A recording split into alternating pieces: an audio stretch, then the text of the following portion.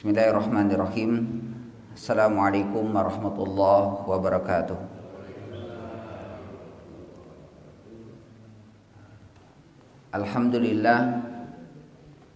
Alhamdulillahilladzi arsala rasulahu bil huda wa dinil haqq liyudhhirahu 'ala dini kullihi wa kafa billahi syahida. Wa ashhadu an la ilaha illallah wahdahu la syarikalah wa ashhadu anna Muhammadan abduhu wa rasuluhu alladzi la nabiyya ba'dah. Ya ayyuhalladzina amanu taqullaha haqqa tuqatih wa la tamutunna illa wa antum muslimun.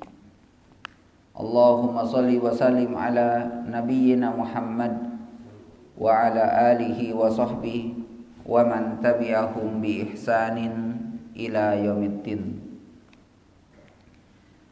Hadirin Bapak Ibu sekalian, jamaah subuh yang insyaallah dirahmati dan dimuliakan Allah Subhanahu wa taala. Alhamdulillah pada kesempatan pagi hari ini kita bisa kembali bersama bermajlis, yang mana mudah-mudahan Allah Subhanahu wa taala senantiasa memberikan taufik, hidayah dan juga kesehatan. Tidak terasa jemaah sekalian kalau kita melihat penanggalan Masehi, bahkan kalau kita melihat hari Jumat, maka Jumat kemarin adalah Jumat terakhir di bulan November, dan beberapa Jumat ke depan, 4 Jumatan lagi jemaah sekalian, kita akan berada pada tahun baru ya, 2024 ya. Tahun yang cukup hangat, panas ya, dengan ya perpolitikan yang ada di sekitar kita, khususnya tentang pemilihan yang akan dilaksanakan oleh kita, oleh bangsa kita, menentukan 5 tahun ke depan. Tentu mudah-mudahan jemaah sekalian, walaupun informasi simpang siur tentang kondisi 2024 ya, kita tetap memohon kepada Allah Subhanahu wa taala, meminta kepada Allah bahwa setiap tahun yang akan kita lalui diberikan keamanan, ketenangan ya, walaupun di dalamnya tentu ada ujian-ujian yang akan kita dapatkan. Bisa jadi ujian tahun depan akan lebih berat dibandingkan tahun sekarang, atau bisa jadi justru kebahagiaan tahun depan akan kita dapatkan lebih bahagia dibandingkan ya tahun ini. Di sisi lain jemaah sekalian, tentu sebagaimana tadi juga disampaikan ya, kondisi saudara-saudara kita di Palestina, memang kalau kita membaca, melihat video-video yang tersebar, memang mengiris hati jemaah sekalian. Tapi kadang kita tidak bisa berbuat apa-apa itu kan, hanya kesal, marah, tapi tidak bisa berbuat apa-apa. Maka paling tidak doakanlah saudara-saudara kita di sana agar kemudian mereka mendapatkan ya tetap sabar dalam menghadapi segala ya ujian yang mereka hadapi. Hadirin yang dirahmati Allah Subhanahu wa taala, kita akan melanjutkan pembahasan sirah nabawiyah berkaitan dengan sikap orang-orang musyrikin Quraisy kepada Rasulullah sallallahu alaihi wasallam setelah berbagai macam cara dan usaha mereka untuk menghentikan dakwah Rasulullah sallallahu alaihi wasallam. justru dakwah itu semakin besar, semakin kuat. Semakin besar gangguan yang menimpa Rasulullah dan kaum muslimin, justru kekuatan kaum muslimin semakin besar. Yang sedianya mereka mengatakan bahwa mereka memiliki kekuatan yang sangat kecil, maka tidak mungkin bisa mengalahkan kita. Tapi seiring dengan berjalannya hari, dakwah terus bergulir, dilancarkan oleh Rasulullah SAW. Akhirnya dakwah itu mendapatkan hasil yang sangat besar. Hadirin yang baik Allah Subhanahu wa taala, maka bagaimana cara musyrikin Quraisy menghalangi dakwah Rasulullah SAW? Dan apa yang dilakukan Nabi SAW dan para sahabatnya menghadapi berbagai macam cara gangguan dari orang-orang Quraisy. Para ulama kita menyebutkan dalam kitab sejarah kenabian bahwasanya di antara bentuk gangguan yang dilakukan oleh orang-orang musyrikin Quraisy kepada Rasulullah SAW adalah gangguan berupa lisan, kata-kata, cemoohan, cacian, makian, fitnah. Yang kedua, ketika secara lisan menyebarkan berita-berita bohong di kalangan mereka tentang dakwah Rasulullah SAW tidak berhasil. Bahkan mereka sempat berdiskusi, berdebat dengan Rasulullah SAW, tapi semuanya mendapatkan kekalahan yang telak.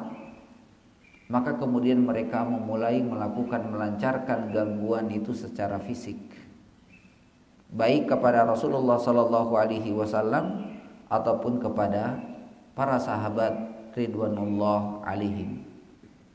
Tentu jemaah sekalian, akhirnya bagaimana para sahabat menghadapi segala ujian tersebut. Hadirin yang baik Allah Subhanahu wa taala, hal yang lumrah bahwasanya di dalam masalah perbedaan pendapat adalah sesuatu yang biasa di kalangan masyarakat.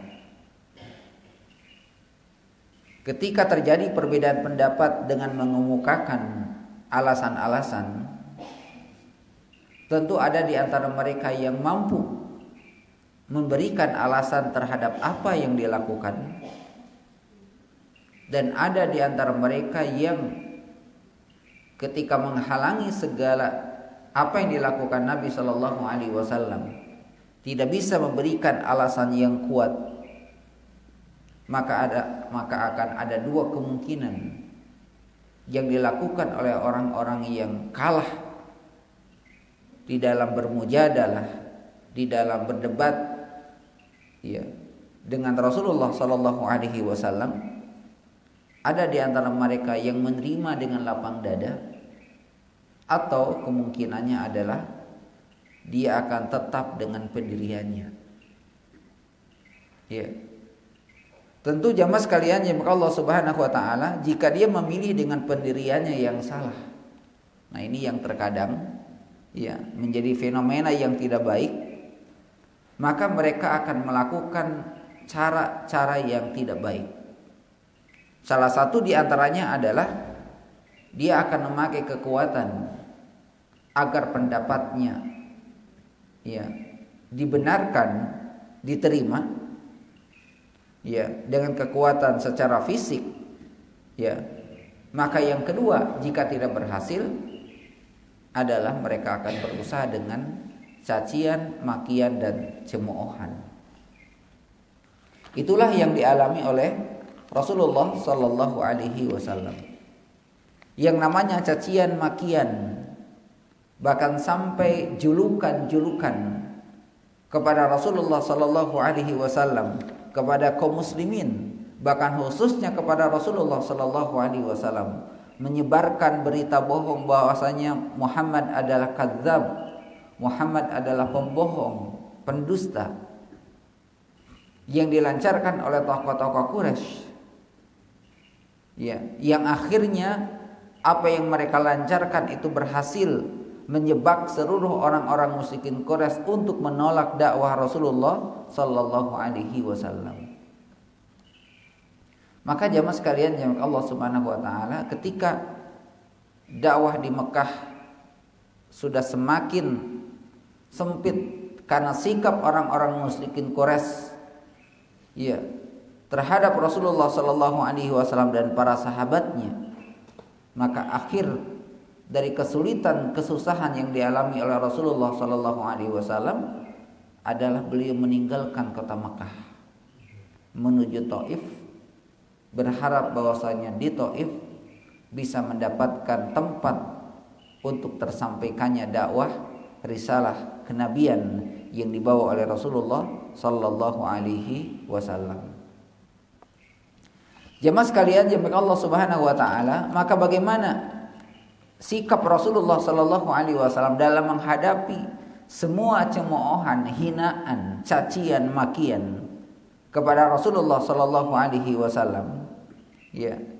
Maka sebagaimana disebutkan oleh para ulama kita jemaah sekalian, ada beberapa yang dilakukan oleh Rasulullah sallallahu alaihi wasallam di dalam menghadapi segala permasalahan yang dihadapi oleh Rasulullah dan para sahabatnya. Ya, di antaranya yang pertama adalah bahwa para nabi telah menghadapi bentuk cemoohan dan cercaan terhadap dakwah risalah kenabian yang dibawa oleh para nabi atas perintah Allah Subhanahu wa taala.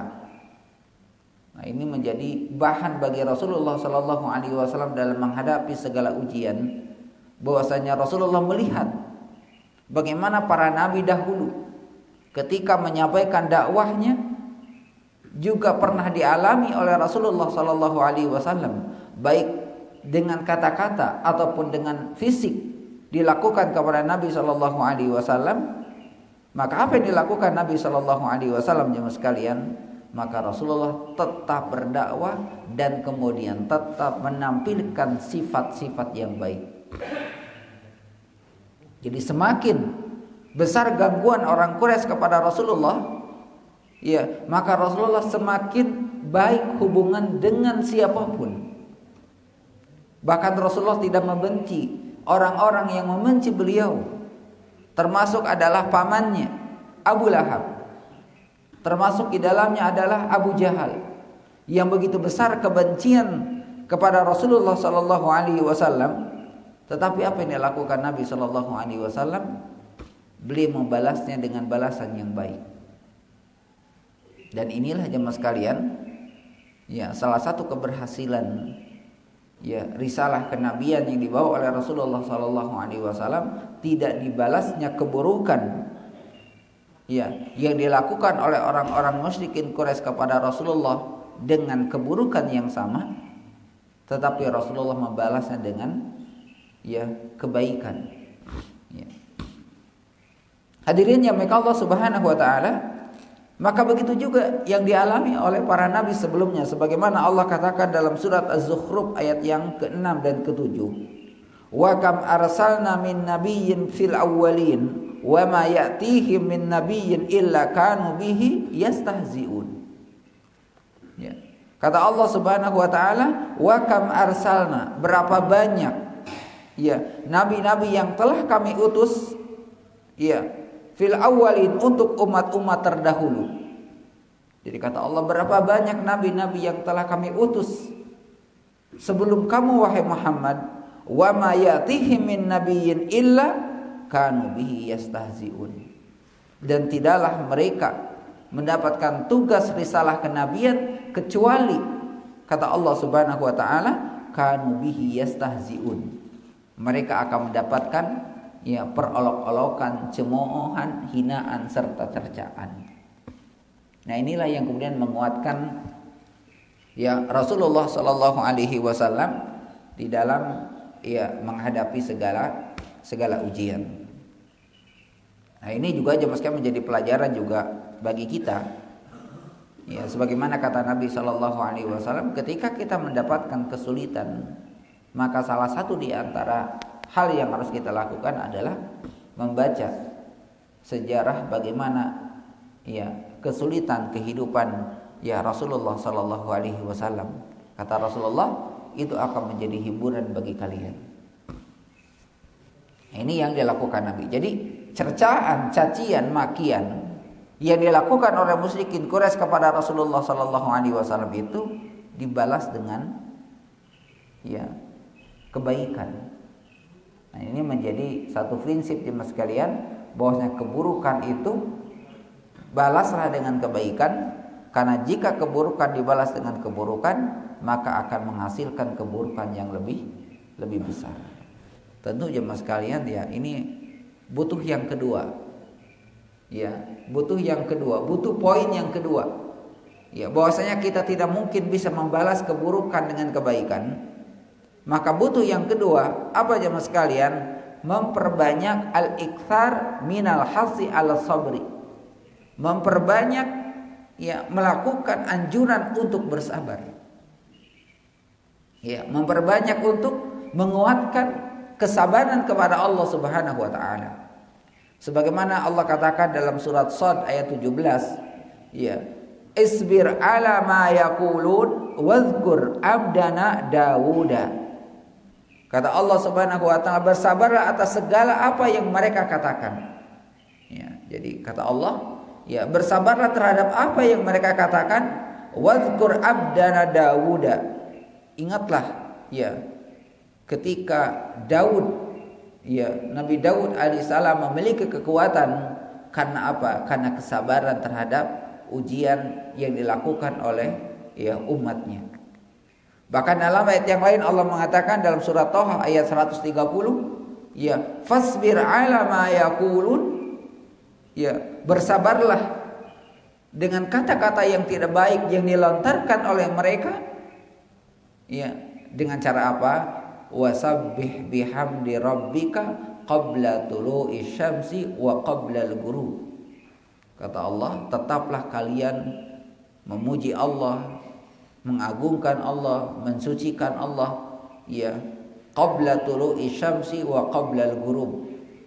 Ya, baik ya dilakukan ya sebelum matahari terbit, yaitu salat subuh, ataupun sebelum ya malam itu berakhir, yaitu salat maghrib. Artinya apa jemaah sekalian? Ya, ketika kita menghadapi sesuatu yang tidak baik, di samping kita balas dengan kebaikan, yang kedua adalah bersabar dengan ujian yang dihadapi. Tentu jemaah sekalian, kesabaran ini iringi dengan ibadah dan ketaatan kepada Allah Subhanahu wa taala. Ini juga jemaah sekalian yang dilakukan oleh Rasulullah sallallahu alaihi wasallam. Kunci yang ketiga, kata para ulama kita, bahwasanya bagaimana yang dilakukan Nabi sallallahu alaihi wasallam ketika ujian itu semakin besar, al-isti'anatu ala dakwah wal madi fiha bil ibadah. Kata para ulama kita, bahwasanya Rasulullah sallallahu alaihi wasallam semakin memperkuat dakwah dengan memperbanyak ibadah. Jadi seiring jemaah sekalian memperkuat dakwah, jadi memperkuat dakwah, tapi juga dengan memperbanyak ibadah kepada Allah Subhanahu wa taala. Artinya apa sekalian? Rasulullah semakin banyak orang yang didakwahi, Rasulullah semakin banyak orang yang menjadi bahan untuk disampaikan kebenaran, maka sikap Nabi SAW adalah memperbanyak ibadahnya. Jadi ketika sasaran kita yang tuju adalah besar, maka perkuat ibadah kita di hadapan Allah. Jadi perkuat keimanan kita, perkuat ibadah kita, doa-doa kita di hadapan Allah Subhanahu wa taala, sebagaimana kekuatan kita di dalam dakwah mengajak mereka ya untuk mendapatkan mengenal risalah kenabian yang dibawa oleh Rasulullah sallallahu alaihi wasallam. Nah, ini juga poin penting ya Mas kalian. Ketika ada tujuan yang baik, kita berusaha untuk mendapatkan tujuan itu. Hal yang tidak kalah penting harus kita lakukan adalah juga perkuat ibadah kita. Ya, perkuat ya ibadah kita di hadapan Allah Subhanahu wa taala. Yang keempat, ya, apa yang dilakukan oleh Rasulullah sallallahu alaihi wasallam adalah bayan annal mustahzi adraka annahu muflis. Ya.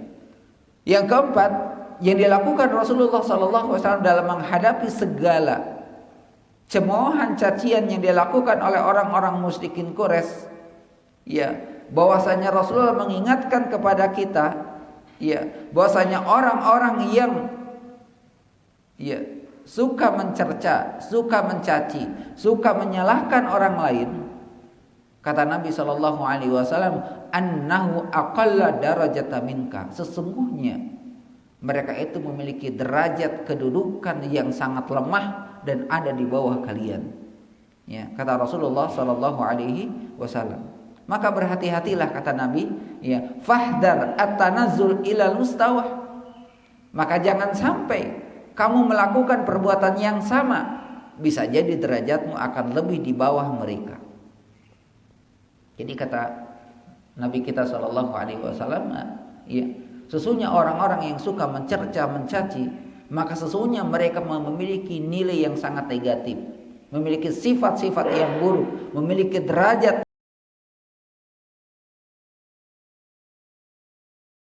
yang sangat, ya, yang sangat rendah. Jika kita memiliki sifat yang sama dengan membalas yang sama terhadap apa yang mereka lakukan, maka kata Nabi kita sallallahu alaihi wasallam, berarti kita lebih rendah dibandingkan mereka. Jadi ketika keburukan dibalas dengan keburukan, ya, keburukan itu adalah melemahkan derajat seseorang, maka ketika dia membalas keburukan itu, justru, ya, dia akan semakin memperlemah, ya, derajat dia di hadapan, ya, Allah Subhanahu wa taala. Nah, hadirin yang Allah Subhanahu wa taala, ini bagaimana Nabi sallallahu alaihi wasallam menghadapi cacian, ya, yang dilakukan oleh orang-orang musyrikin Quraisy kepada Rasulullah sallallahu alaihi wasallam, bahwasanya beliau tidak membalas dengan balasan yang sama, dengan kata-kata yang sama, jemaah sekalian. Karena biasanya kalau orang bertengkar kemudian dibalas dengan kata-kata, maka dia akan mengeluarkan kata-kata yang lebih dari orang yang mengatakan sebelumnya. Ketika ada orang yang menghina kita, maka ketika kita membalas, maka kita akan membalas dengan hinaan yang lebih besar. Tapi apa yang dilakukan Nabi sallallahu alaihi wasallam? Menahan diri. Beliau bersabar, bahkan balas dengan segala kebaikan. Ya, dan itulah jemaah sekalian menjadi sebab keberhasilan dakwah, ya, Rasulullah sallallahu alaihi wasallam. Nah, jemaah sekalian yang Allah Subhanahu wa taala, karena orang-orang musyrikin Quraisy melihat sikap Rasulullah terhadap apa yang mereka lakukan, justru dakwah Rasulullah semakin besar. Rasulullah tidak melawan dengan kata-kata yang sama, ya, sehingga kemudian mereka mengatakan bahwasanya usaha kita gagal. Maka apa yang mereka lakukan? Mereka memulai mengganggu Rasulullah sallallahu alaihi wasallam secara fisik. Ya, secara fisik, ya, baik kepada Rasulullah dan juga kepada para sahabat ridwanullah alaihim.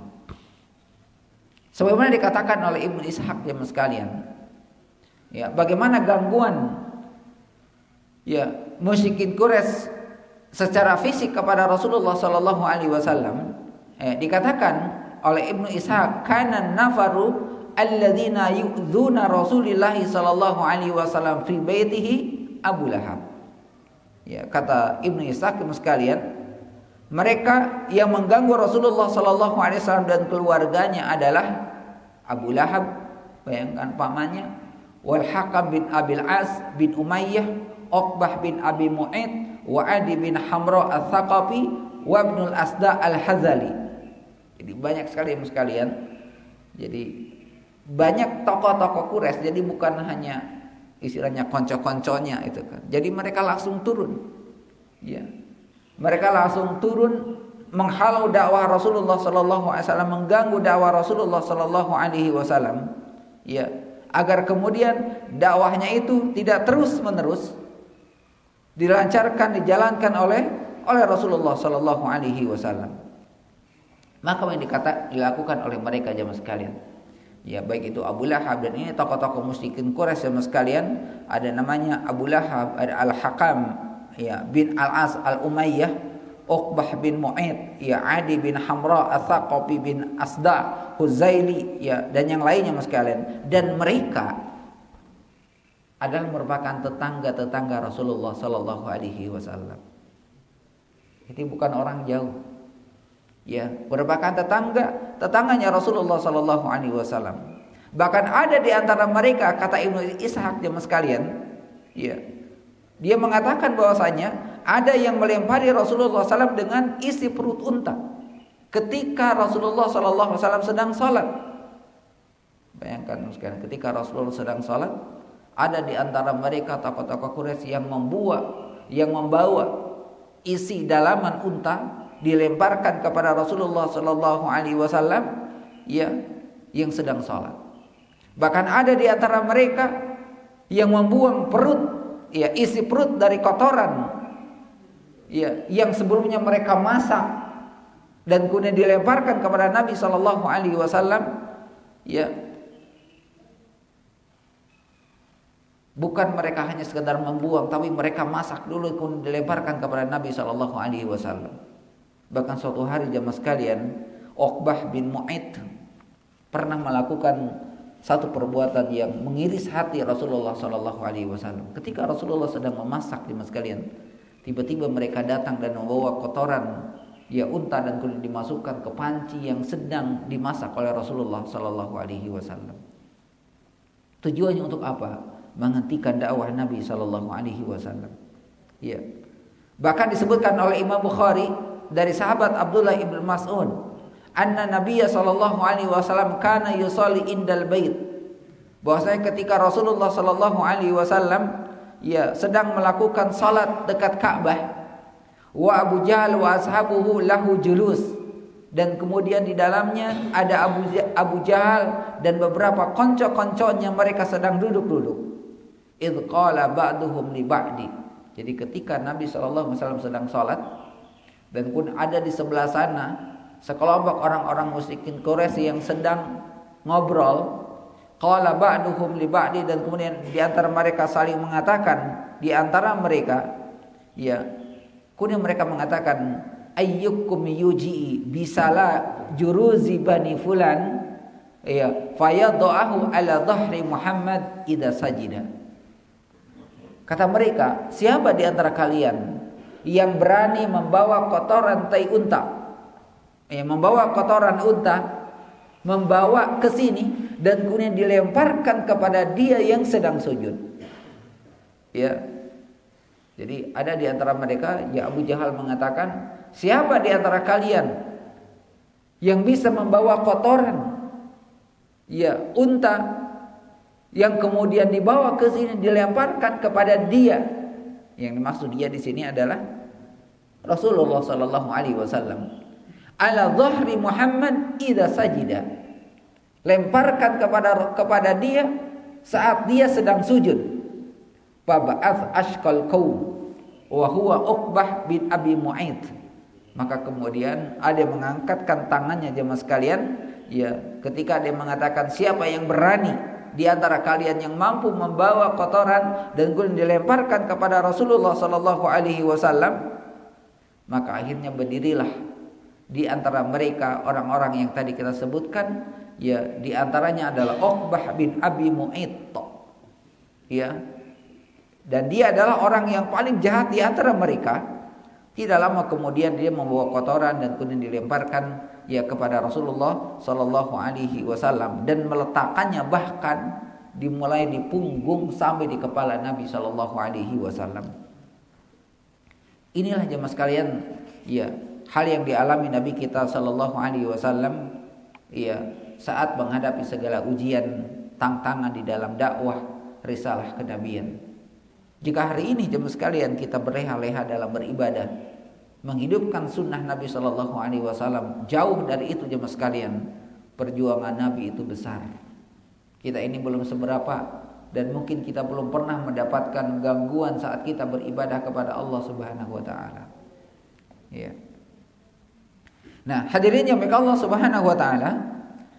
Kemudian, ya, ketika Rasulullah Shallallahu Alaihi Wasallam sedang sujud, dibawalah kotoran tai unta dan dilemparkan kepada Rasulullah sallallahu alaihi wasallam oleh Uqbah bin Abi Mu'aid.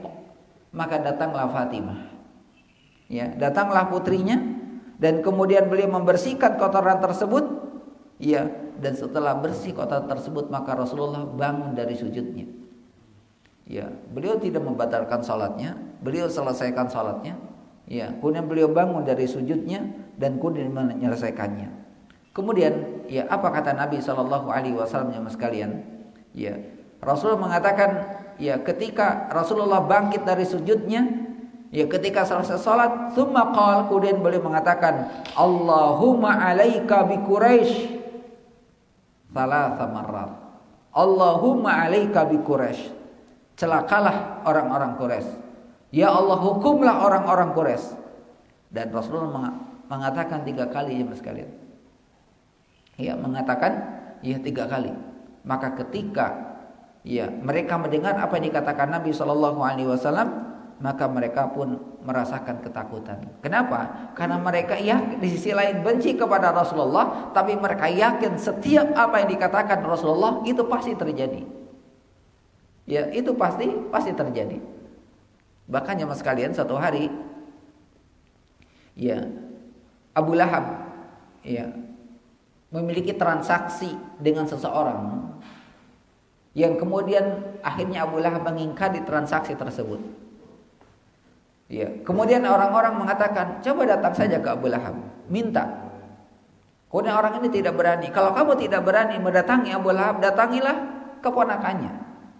Minta bantuan kepada dia, minta bantuan kepada Rasulullah Sallallahu Alaihi Wasallam. Maka dia datang kepada Rasulullah. Ya, kemudian sampai kepada Rasulullah menyampaikan permasalahannya, maka Rasulullah mengantarkan pemuda ini, mengantarkan data orang ini kepada kepada Abu Lahab. Saat sampai di Abu Lahab, kemudian Rasulullah menyampaikannya. Maka apa yang terjadi jemaah sekalian? Ya, Abu Lahab gemetaran. Ya, melihat kedatangan Rasulullah Sallallahu Alaihi Wasallam dan akhirnya memberikan harta yang sebelumnya sudah ada transaksi ya dengan pemuda tersebut. Kenapa? Dikatakan jemaah sekalian, Abu Lahab melihat ada unta yang sedang menginjak-injak kepala. Nah ini jemaah sekalian yang Allah Subhanahu Wa Taala. Jadi di sisi lain, ya sikap-sikap yang dilakukan oleh orang-orang musyrikin Quraisy kepada Rasulullah dengan cara ya mengganggu Rasulullah dengan fisik. Ya, tetapi ketika Rasulullah mengeluarkan kata-kata bukan melawan secara fisik, justru mereka ketakutan. Ya, ketika Rasulullah Sallallahu Alaihi Wasallam berada di Baitullah sedang melakukan salat, tiba-tiba ada seseorang yang datang yang langsung kemudian memiting, ya, memiting leher Nabi Sallallahu Alaihi Wasallam sampai-sampai kata Umar bin Khattab mengatakan bahwa lidah Nabi itu keluar. Kenapa? Menahan sakit.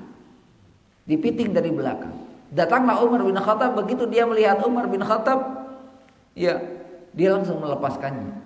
Rasulullah melanjutkan salatnya. Ya.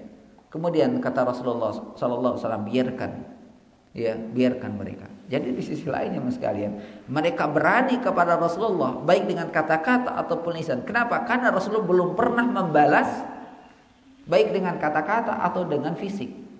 Selama ini Rasulullah tidak pernah membalasnya. Ya, tidak pernah membalasnya. Tapi ketika Rasulullah mengatakan sesuatu yang membuat mereka takut, sebagaimana tadi dikatakan Allahumma alaika bi Quraisy, baru saja Rasulullah mengatakan ya Allah celakakanlah, ya binasakanlah, hancurkanlah orang-orang Quraisy, maka mereka ketakutan. Ini belum fisik teman sekalian. Belum fisik, baru hanya dengan kata-kata saja mereka merasa ketakutan. Nah, jemaah sekalian, jemaah Allah Subhanahu wa taala, ini fenomena apa yang dialami oleh Rasulullah zaman dulu. Ini fenomena itu sekarang itu benar-benar terjadi hari ini. Kita bisa rasakan jemaah sekalian bagaimana ya orang saling menfitnah lain sebagainya, ya. Dan apalagi dengan kondisi tadi perpolitikan di negeri kita jemaah sekalian, ini sangat luar biasa, ya. Maka apa yang harus kita lakukan? Orang yang berada dalam kebenaran adalah bersabar dengan apa yang mereka katakan, tidak perlu kemudian dibalas dengan balasan yang sama, tapi jalan dalam kebaikan dan kuatkan ibadah di hadapan Allah Subhanahu wa taala. Hadirin yang dirahmati Allah Subhanahu wa taala, ya, ini beberapa cerita jemaah sekalian ataupun kisah bagaimana sikap orang-orang Quraisy kepada Rasulullah Sallallahu Alaihi Wasallam. Bahkan Itu mereka sampai tingkat bukan hanya sekedar menyakiti Nabi Shallallahu Alaihi Wasallam, karena mereka tahu bahwasanya Rasulullah itu tidak pernah membalas, ya, tidak pernah membalas secara fisik, ya, karena kalau Rasulullah membalas secara fisik, kata Ali bin Abi Thalib mengatakan, ya, Ali bin Abi Thalib mengatakan bahwasanya tidak ada orang yang paling kuat dalam bergulat kecuali aku, kata Ali. Tapi suatu hari aku dikalahkan oleh seseorang yang memakai niqab, dan ternyata ketika dibuka adalah Rasulullah Sallallahu Alaihi Wasallam. Ya, bahkan ketika perang Khandaq tidak ada orang-orang yang mampu memecahkan batu-batu yang besar kecuali Rasulullah Sallallahu Alaihi Wasallam. Secara fisik, real, orang-orang musyrikin Quraisy itu tahu kalau Rasulullah mau melawan terhadap apa yang mereka lakukan, mereka akan kalah. Tapi Rasulullah tidak lakukan sama sekali. Ya. Nah, ini yang dialami oleh Nabi kita Sallallahu Alaihi Wasallam. Jadi penghalang-penghalang dakwah yang dialami Nabi kita Sallallahu Alaihi Wasallam itu, ya, dilakukan dengan dua cara yang dilakukan oleh orang-orang musyrikin Quraisy. Apakah orang musyrikin Quraisy berhasil, ya, dengan cacian makian, termasuk di dalamnya adalah gangguan secara fisik? Ya, kalau kita lihat jemaah sekalian, secara lisan mereka berhasil membohongi orang-orang musyrikin Quraisy yang tadinya mereka percaya kepada Rasulullah sebagai Al-Amin, orang yang tidak pernah berbohong, orang yang tidak pernah berdusta. Tapi karena kekuatan Abu Lahab, kekuatan Abu Jahal, dan kekuatan tokoh-tokoh Quraisy untuk merubah sifat kebaikan Nabi Shallallahu Alaihi Wasallam dengan melancarkan setiap hari sifat-sifat buruk, ya, dialah pendusta, dialah ada penyihir, ya. Kemudian sedikit demi sedikit orang-orang Quraisy semakin kurang kepercayaan kepada Rasulullah Shallallahu Alaihi Wasallam. Ya, tentu mereka adalah orang-orang yang, ya, ikut serta dengan Abu Lahab dan dengan Abu Jahal. Tapi orang-orang yang kemudian mereka masih memiliki nalar yang sehat. Nah, kalau sekarang itu apa? Akal sehat, ya mas sekalian. Mereka tetap berpikir. Kenapa? Karena mereka tidak pernah sedikit pun mendengar, melihat, menyaksikan Rasulullah Sallallahu Alaihi Wasallam berbohong. Karena ketakutan mereka, sehingga kemudian mereka ikut saja dengan Abu Lahab, dengan Abu Jahal, walaupun hatinya mengingkarinya. Menampakkan kesetiaan kepada Abu Lahab dan Abu Jahal karena kekhawatiran. Kenapa? Karena Abu Jahal, Abu Lahab ini pengusaha. Jadi orang-orang yang kerja dengan Abu Lahab, Abu Jahal ini akan terancam kedudukannya jika kemudian dia tidak mengikuti apa yang diinginkan oleh Abu Lahab dan Abu Jahal. Maka dia ikut saja, walaupun hatinya mengingkari. Saya yakin mungkin ini satu dua dengan sekarang, ya mas sekalian. Itulah yang dialami oleh orang-orang musyrikin Quraisy. Jadi karena ada tekanan dari Abu Lahab dan Abu Jahal, sehingga kemudian mereka tidak berani. Kalau misalkan mereka mau menampakkan apa yang mereka katakan, mau menampakkan apa yang ada dalam hati mereka, ya putuslah pekerjaan mereka. Ya, bagaimana keluarga mereka? Karena pertimbangan dirinya, pertimbangan keluarganya, maka mereka percaya kepada Abu Lahab dengan Abu Jahal. Posisi Abu Lahab sama Abu Jahal saat itu sebagai apa? Ya, jadi zaman sekarang kalau Abu Lahab itu adalah seorang hakim. Jadi ia hakim, ia pengusaha. Ya, jadi posisi Abu Lahab, Abu Jahal ini adalah dua tokoh. Ya sebenarnya kalau silakan sekarang itu ya hakim agung sebenarnya Abu Lahab, Abu Jahal ini sekarang. Ya. Karena mas kalian dalam beberapa riwayat mas kalian, kalau ada permasalahan di antara orang-orang Quraisy pasti datangnya kepada Abu Lahab dan Abu Jahal, dan itu akan selesai masalahnya. Ya, di satu sisi dia adalah merupakan ya hakim yang adil, tapi karena ada kepentingan, ya kepentingan pribadi, ya takut tadi usahanya rusak, ya usahanya hancur, akhirnya apa? Ya keadilan itu jadi hilang dalam diri Abu Lahab. Ini kalau kita baca tentang kisah Abu Lahab, ini adalah seorang hakim qadhi, ya pemutus kebijakan ketika ada permasalahan di orang-orang Quraisy. Ya dia hakim, sekaligus dia adalah pengusaha sukses. Jadi dua hal yang menguntungkan pada diri Abu Lahab dengan Abu Jahal. Ya. Nah, jadi jamaah sekalian yang Allah Subhanahu Wa Taala, apa yang dilakukan orang-orang musyrikin Quraisy? Manut, nerima saja, walaupun hati mereka mengingkari. Dan itu jamaah sekalian dibuktikan nanti di akhir perjalanan kehidupan Rasulullah ketika terjadi Fathu Mekah. Ya, ketika terjadi Fathu Mekah, begitu Rasulullah datang mereka langsung menerimanya. Kenapa? Karena tokoh-tokohnya sudah tidak ada. Ya. Jadi ketika Rasulullah datang ke Mekah, membebaskan kota Mekah, ya, dan Rasulullah menyampaikan siapa di antara kalian yang mau selamat masuk ke rumah si fulan, masuk ke rumah si fulan atau berkumpul di sini. Ya, maka semuanya mereka masuk. Kenapa? Karena tidak ada lagi yang ditakuti. Orang yang dulu mengancam dirinya, mengancam mereka sudah tidak ada. Ya. Nah, ini juga jemaah sekalian ya, sebenarnya satu dua lah dengan kisah sekarang jemaah sekalian. Jadi memang sejarah apa yang dialami oleh Rasulullah SAW itu menjadi cerminan kehidupan di masa yang akan datang. Makanya Allah mengatakan al-yauma akmaltu lakum dinakum wa atmamtu 'alaikum ni'mati wa raditu lakumul Islam madina. Itu bukan hanya ibadah. Ya, bukan hanya ibadah jemaah sekalian, termasuk keburukan-keburukan. Ya, dan bagaimana cara menghadapinya sudah dicontohkan oleh Rasulullah sallallahu alaihi wasallam. Peristiwa-peristiwa buruk yang dialami hari ini ya mas sekalian, itu pernah dialami oleh Rasulullah. Bahkan peristiwa buruk yang dialami oleh Rasulullah dan para sahabatnya tidak akan seburuk apa yang dialami kita hari ini. Ya. Ya, kalau kita lihat ya mas sekalian, ya, Nabi SAW melakukan kunut nazilah. Ya, kunut nazilah itu kan kalau dalam beberapa sejarah Rasulullah pernah melakukan sampai 3 kali. Karena ada peristiwa besar, maka disebut dengan nazilah. Nazilah itu ada peristiwa besar yang merugikan kaum muslimin. Ada 3 peristiwa besar sekalian. Yang pertama adalah ketika selesai perang Uhud. Karena dalam perang Uhud itu tahun ke-3 Hijriah sekalian, Rasulullah para sahabat mengalami sesuatu yang tidak menyenangkan. Banyak para sahabat yang syahid di sisi Allah Subhanahu wa taala. Yang kedua pada tahun ke-4 Hijriah. Ya, pada tahun ke-4 Hijriah di mana Rasulullah sallallahu alaihi wasallam diminta oleh suku-suku yang menjadi kesepakatan untuk berdamai antara musyrikin Quraisy dengan kaum muslimin yang ada di Madinah. Tapi kemudian mereka melakukan perjanjian.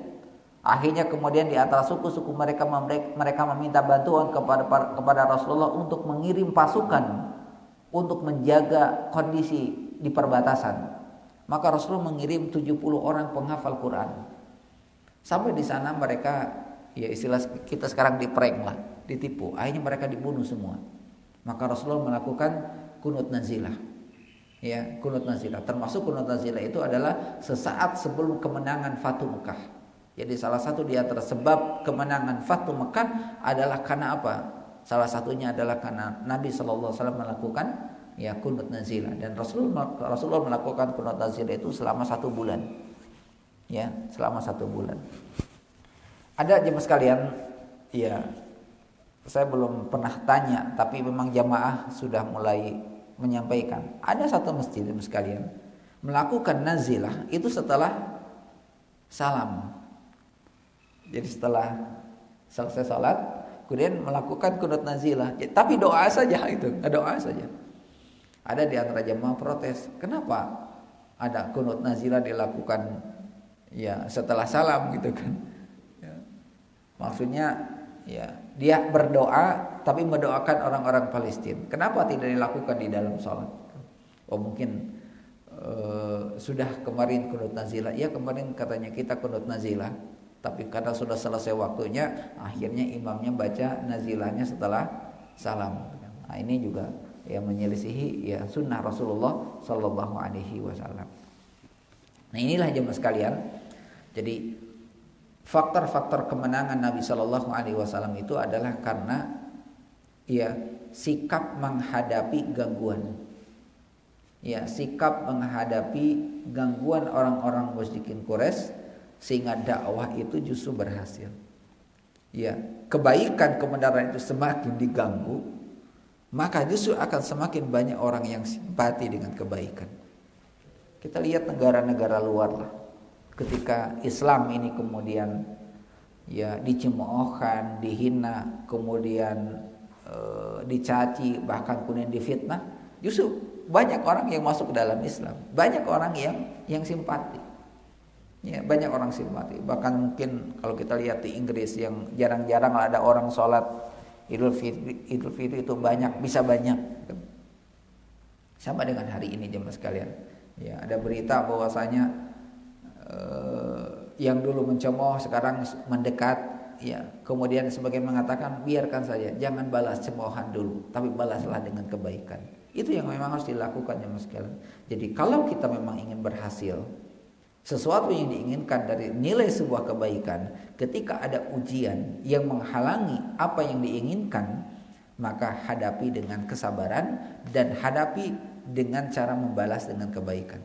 Nah, kalau kita dibalas dengan keburukan, tadi bukan mendatangkan ya kebaikan, malah akan semakin datang ya keburukan. Nah, ini yang sekilas ya sekalian, ya bagaimana Nabi SAW dalam menghadapi ya ujian tersebut. Ya di sisi lain, ya ketika Nabi mengatakan membalas dengan kata-kata, itu bukan dengan fisik, membalas dengan kata-kata, mereka ketakutan. Ya, kata Rasulullah, Allahumma alaika ya Quraisy.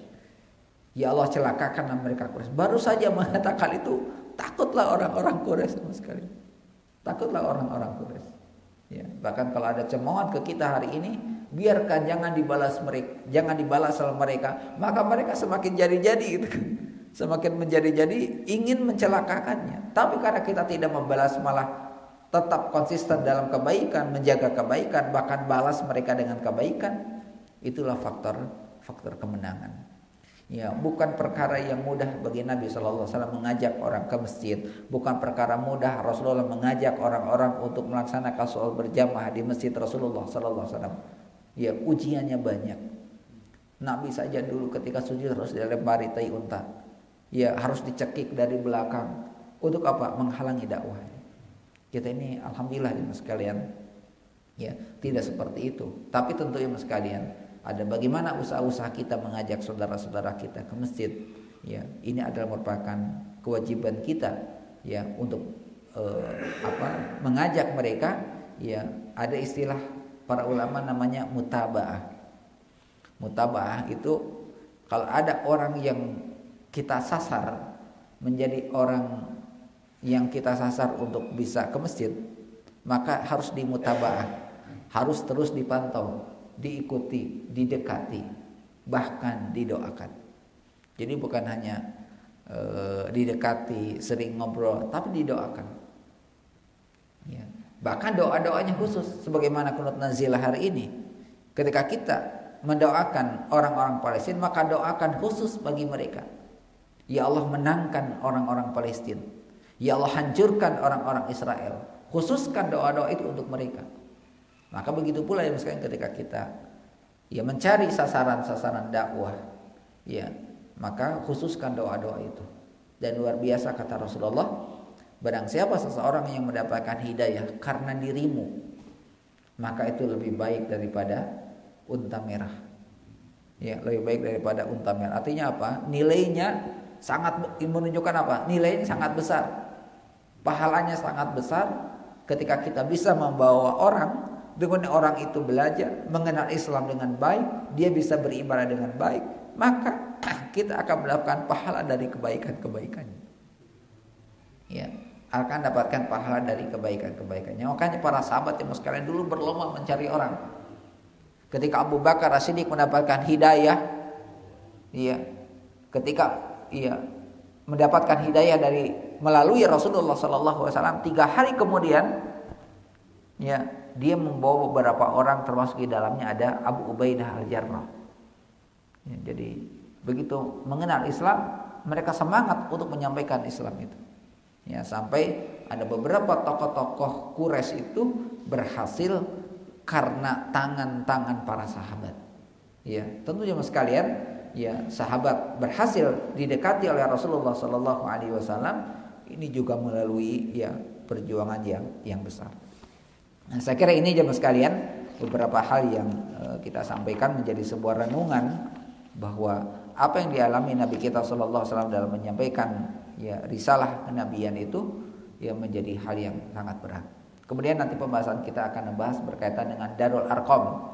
Ya, Darul Arqam itu adalah tempat apa ya istilahnya penggodogan para sahabat. Jadi ketika orang-orang yang disasar untuk mengenal Islam ini, kemudian Rasulullah bawa ke Darul Arqam, bawa ke majelis ilmu, kemudian diterpa di situ, diajari di situ.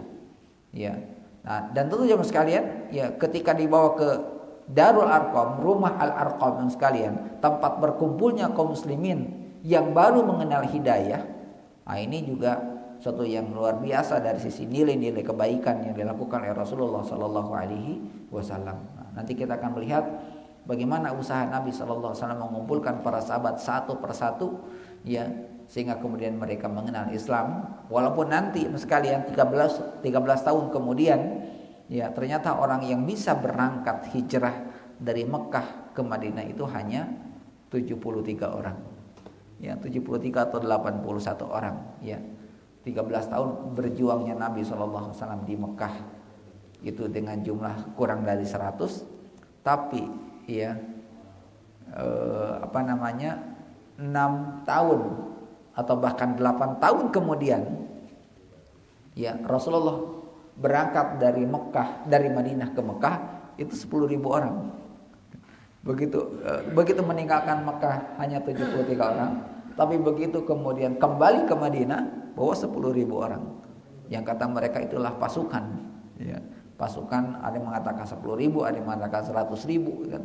Menunjukkan adalah jumlah yang sangat-sangat banyak. Kenapa? Ya, keberhasilan dari dakwah ya Rasulullah Sallallahu Alaihi Wasallam. Silakan kalau ada yang mau disampaikan. Ya. Iya.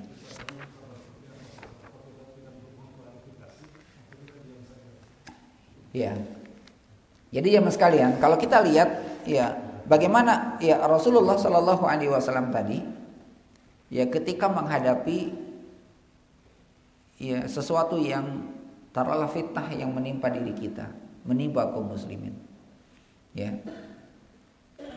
Kadang jemaah sekalian, klarifikasi itu apalagi kalau klarifikasinya di dunia maya ya komennya itu tambah negatif gitu kan. Ada yang positif, ada yang negatif. Memang hari ini mas sekalian netizen itu luar biasa. Ya, kalau kita baca banyak peristiwa dan kemudian kita baca komentarnya itu aduh sudah tidak beradab lagi ya. Jadi yang pertama adalah bahwa bersabar dengan apa yang dilakukan oleh mereka. Yang kedua adalah tetap menyebarkan kebaikan dan perkuat ibadah kita kepada Allah. Jadi kadang klarifikasi dibutuhkan. Ya, kadang klarifikasi itu dibutuhkan, tapi perkuat klarifikasi itu dengan apa? Balas dengan kebaikan, perkuat ibadahnya. Nah, itu yang dilakukan oleh Rasulullah sallallahu alaihi wasallam. Ketika Rasulullah mengklarifikasi terhadap sifat yang mereka lakukan, Rasulullah tidak mengklarifikasi dengan kata-kata, tapi Rasulullah mengklarifikasinya dengan apa?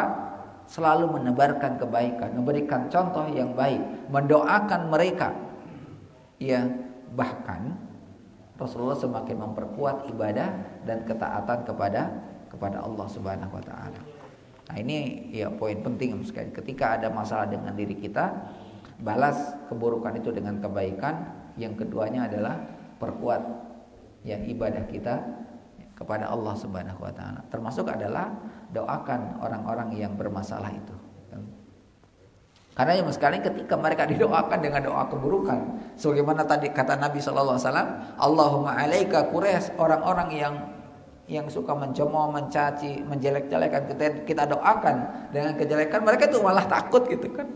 Mereka malah takut dengan doa-doa seperti itu. Kenapa? Karena ruh hati seseorang itu tahu.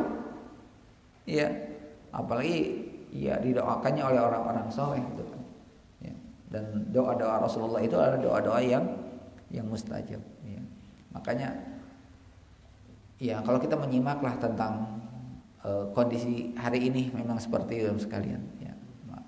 Ada yang kadang kita harus klarifikasi. Emang dibutuhkan klarifikasi itu, tapi bukan hanya sekedar klarifikasi. Ya, tebar kebaikan itu. Ya. Tebar kebaikan ya seiring dengan klarifikasi, buktikan dengan amal-amal soleh, dan kemudian tadi adalah perkuat diri kita ke dalam dengan apa? Dengan ibadah ya kepada Allah Subhanahu wa taala. Baik, sekarang ini jemaah sekalian, ya. Iya. Itu berarti mendoakan Kecelakaan. Iya. Apakah langsung itu atau mungkin itu tahap terakhir setelah mungkin Rasul sudah terlalu gemasnya akhirnya mendoakan seperti itu? Ini tahapannya ada nggak? Iya. Kita mendoakan ini. Jadi jemaah sekalian, doa itu ada tahapannya gitu kan. Awalnya Rasulullah hanya membiarkan. Dengan cemoohan itu Rasulullah biarkan. Rasulullah tidak pernah melawan. Rasulullah kapan mengatakan Allahumma alaika Quraisy? Ketika semakin parah gangguan secara fisik. Dan ini bukan hanya kepada Rasulullah, juga kepada para sahabat. Maka ada di antara mereka ketika di Mekah, ya Rasulullah, kapan kemenangan itu datang?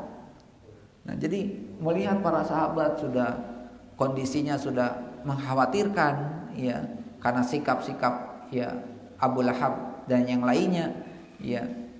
Kalau bagi Rasulullah, ya Rasulullah bukan hanya untuk dirinya tapi juga untuk orang lain. Jadi Rasulullah mendoakan mereka itu setelah memang gangguan secara fisik, secara fisik. Kalau cemoohan itu kan mental ya, cacian itu secara mental, ya. Tapi ketika secara fisik semakin kuat, semakin besar, bahkan mengancam keberlangsungan kehidupan para sahabat, maka Rasulullah mendoakan mereka, ya.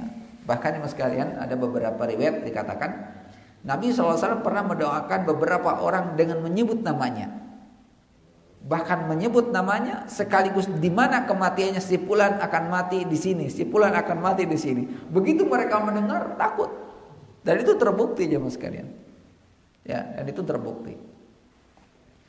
Nah, ini ya ucapan orang soleh itu akan ditakuti. Jadi ucapan orang soleh itu akan ditakuti, ya. Jangankan ya sebelum dia berbuat, hanya ucapannya saja orang sudah takut. Kalau itu keluar dari orang-orang soleh, ya tentu jemaah sekalian, ya tidak serta merta ketika kita dapat gangguan biasa-biasa pun yang kita doakan Anda, ya, kita doakan Anda sekalian. Jadi ya. Saya barangkali mungkin ada tahapan misalnya, ya Allah bukakan pintu hatinya, gitu. Iya. Dia tidak mengganggu. Itu sebenarnya kalau ceritanya misalkan ini kan cerita akhir ya, cerita akhir. Jadi cerita awalnya adalah bagaimana Rasulullah terus ketika mereka membenci dengan kata-kata, Rasulullah jaga silaturahimnya, jaga hubungannya dengan mereka. Rasulullah selalu datang, diingatkan itu kan. Jadi diingatkan, bahkan didoakan. Bahkan Rasulullah pernah mendoakan, Rasul mengatakan, ya Allah, masukkan di antara dua Umar dalam hidayah gitu kan. Karena apa? Sudah semakin besarnya gangguan kepada Rasulullah, akhirnya apa? Rasulullah doakan mereka. Akhirnya masuklah ya Umar bin Khattab. Soalnya Umar dengan Abu Jahal kan, yang didoakan itu. Ya, Umar dengan Abu Jahal, masukkanlah salah satu di antara Umar itu. Maka kemudian masuklah Umar bin Khattab gitu kan. Jadi banyak riwayat mengatakan yang misalkan jadi Rasulullah itu mendoakan mereka, ya selalu mendoakan mereka. Tapi ketika tadi ya, gangguan sudah semakin besar, ancaman kepada para sahabat semakin besar, ya maka disitulah Rasulullah mendoakan mereka. Kenapa? Karena hidayah bagi mereka sudah tertutup, ya. Dan kemudian jalan dakwah itu kan sudah tertutup, sudah tidak ada ruang lagi. Bagaimana Rasulullah menyampaikan dakwahnya? Sudah tertutup. Akhirnya Rasulullah harus berangkat ke Taif ujungnya, kan? Karena sudah tidak ada lagi peluang. Maka Rasulullah mengeluarkan ya kata-kata itu. Insya Allah sekalian, kalau kata-kata orang soleh itu siapapun bahkan hari ini, ketika ada yang disudutkan, dicemoohkan, dicaci, kemudian dia mengeluarkan doa, itu akan ditakuti oleh semua orang. Ya, akan ditakuti oleh semua orang. Baik, sekarang ini saja sekalian yang bisa saya sampaikan. Ya, semoga bermanfaat dan informasi pesantren lansia ini untuk angkatan kedua ini ada 2 tempat ya. Jadi kita buka 2 tempat karena pertama jaraknya berjauhan dan pesertanya juga cukup. Ada yang di Cicadas, ada yang di Buah Batu. Untuk wilayah Buah Batu ada sekitar 20 orang. Di Cicadas ini sekarang ada 18 orang angkatan kedua. Dan itu alhamdulillahnya peserta itu dari peserta gitu. Jadi peserta itu dari peserta. Artinya kebanyakan peserta itu dari peserta. Nah, ini mudah-mudahan menularkan ya. Dari mulut ke mulut kan, dari mulut ke mulut. Ya memang capek aja sekalian. Memang saya juga merasakan capek juga nih itu kan. Ada downnya itu kan. Ya. Apalagi Sabtu ini mulai jam 8 sampai jam 12. Full. Jam 8 sampai jam 10, jam 10 sampai jam 12. Jadi dua gelombang gitu kan. Karena kalau waktunya 3 jam, kayaknya mereka capek itu kan. Capek karena alhamdulillah karena mereka sekarang sudah hafalannya An-Naba selesai itu kan. Kemudian mereka bisa baca hadis Nabi yang tadinya mereka susah baca hadis Nabi, sekarang diajari bagaimana cara baca hadis. Pulang ke rumah mereka baca, melancarkan, kemudian store di grup, sampaikan, cuma baca saja. Dan ternyata awalnya kita hanya sekedar baca, ada di antara mereka yang semangat untuk menghafal hadis, itu kan luar biasa. Orang tua itu kan, padahal tidak disarankan untuk menghafal, disarankan hanya untuk belajar baca, memahami saja. Tapi ada di antara mereka, ya karena waktu luang untuk apalagi Ustaz, katanya saya coba menghafal walaupun susah, gitu kan. Seminggu menghafal 3 ayat seminggu, gitu. Ya, sekarang ini saya merupakan sekedar informasi, ya mudah-mudahan. Dan nanti acara wisudanya itu bersamaan dengan tarhib Ramadan. Jadi tarhib plus acara wisuda pesantren lansia angkatan ya kedua. Sekarang sudah ada yang minta di Gerlong. Di Gerlong itu sebenarnya ada DT. Mereka bilang DT kemahalan katanya. Ya sudah, nanti kita buka di wilayah Gerlong dan artinya membuka beberapa titik itu menjadi peluang kesempatan dakwah itu akan tersampaikan ya, karena materi-materinya tadi ya hafalan ya, kemudian mengenai adab itu kan yang jarang memang dibahas tentang adab ya, di masyarakat, di pengajian-pengajian itu, apalagi di usia apa senja itu emosian itu kan ambekan itu kan, jadi memang harus diredam ya dengan bagaimana kita semakin memperbaiki ya etika dan akhlak kita itu kan. Jadi ketika kita mau begini, oh iya